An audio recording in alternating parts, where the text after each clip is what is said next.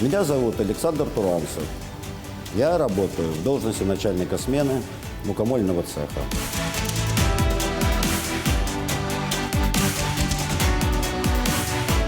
Работаю на этой должности с 91 года. Сразу после окончания школы в 81 году я пришел на работу на комбинат, потом призвали меня в армию, 2 года армии. После армии я пришел назад на комбинат, работал на старом комбинате, как у нас называли его, Вальцевым, и заочно окончил Могилевский политехнический техникум по специальности техник-технолог мукомольно-крупяного производства.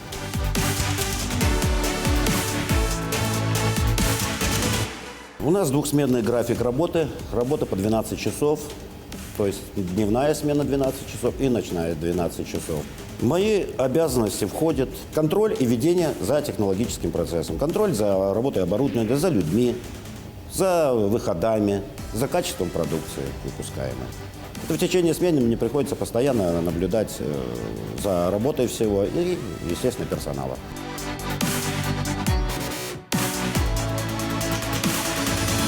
Очень смешно может показаться, но дело в том, что я работаю здесь с женой. Она работает у меня в одну смену. Познакомились мы в далеком 85 году на комбинате, работали в одном цеху, поженились и работаем до сих пор вместе в одной смене. Каждый ищет то, что ему нравится. Я когда-то пришел тоже после школы, я даже не думал, что вот так сложится, что я тут почти 40 лет отработаю. Я люблю свою работу, потому что она делает утро моей страны добрым.